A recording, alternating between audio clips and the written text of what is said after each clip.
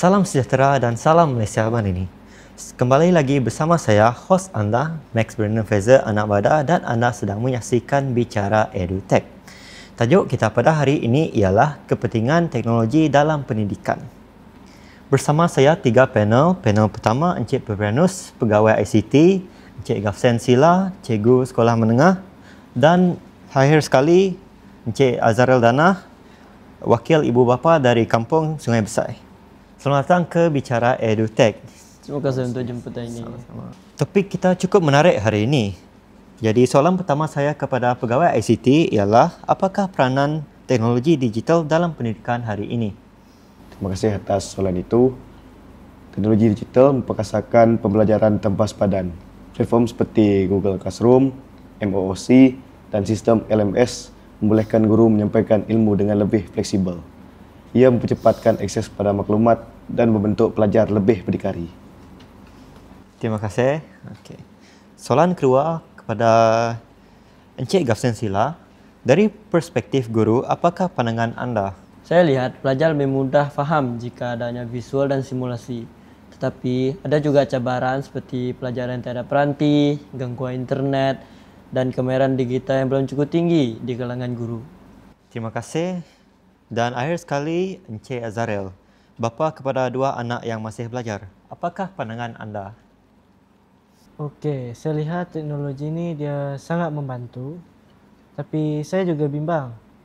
Jika tak dipantau, mungkin anak-anak akan terdedah dengan kandungan yang tidak sesuai. Malahan juga saya perlu mempelajari menggunakan Google Classroom untuk membantu mereka. Terima kasih atas pandangan itu tadi.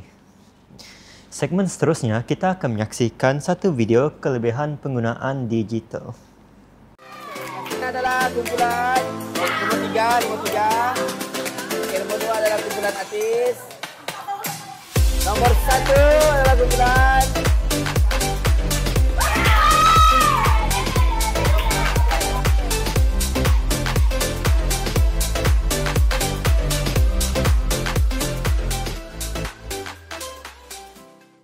Jadi, apakah pandangan panel setelah menyaksikan video itu tadi?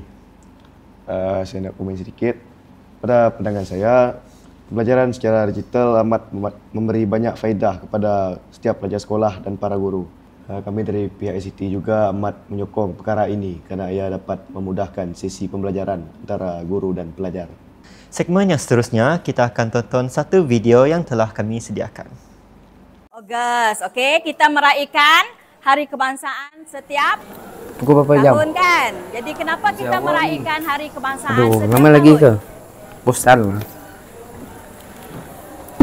Untuk mengingati Cikgu ke depan tu. kemerdekaan negara. Jadi, apa pula pandangan panel setelah menyaksikan video itu tadi? Lepas menonton video itu tadi, kita dapat lihat pelajar mudah bosan, lesu, dan mudah tidur di dalam bilik darjah. Saya sebagai guru amat mengajak guru-guru lain menggunakan pembelajaran secara digital di bilik darjah agar murid dapat merasakan keseronokan dalam pembelajaran dan tidak mudah bosan. Saya juga suka kalau pembelajaran menggunakan digital. Sungguh menarik. Sebelum kita tamatkan, boleh saya minta harapan ringkas dari setiap panel? Bolehkah saya mula dahulu? Silakan. Baik. Saya berharap lebih ramai ibu bapa di luar sana mahir menggunakan teknologi supaya kita dapat membantu anak-anak kita menggunakan teknologi. Di rumah, kita bukan sahaja penyokong tetapi kita juga pendidik mereka menggunakan teknologi. Biarlah seperti saya telah menggunakan teknologi yang sangat pintar. Seterusnya, Encik Gafsen, silakan. Besar harapan kami sebagai seorang guru. Saya berharap lebih banyak bengkel, ceramah, latihan untuk bagi memantapkan pembelajaran digital dalam bilik darjah. Sebagai contoh, pihak kerajaan dapat menyediakan pelbagai peranti digital bagi menyokong ataupun membantu pembelajaran guru untuk mengajar ataupun mendidik di bilik darjah. Dan akhir sekali, Encik Febrianus, silakan. Saya yang terakhir ke? Ya. Dari saya juga berharap setiap pelajar di Malaysia dapat peluang sama rata untuk belajar secara digital tanpa diskriminasi lokasi dan latar belakang. Kepada semua guru yang menonton, jika mengalami masalah ICT, janganlah segan menghubungi kami. Teknologi bukan pengganti guru, tapi pelengkap kepada sistem pendidikan kita. Sekian bicara EduTech, hingga kita bertemu lagi. Salam hormat dan terima kasih.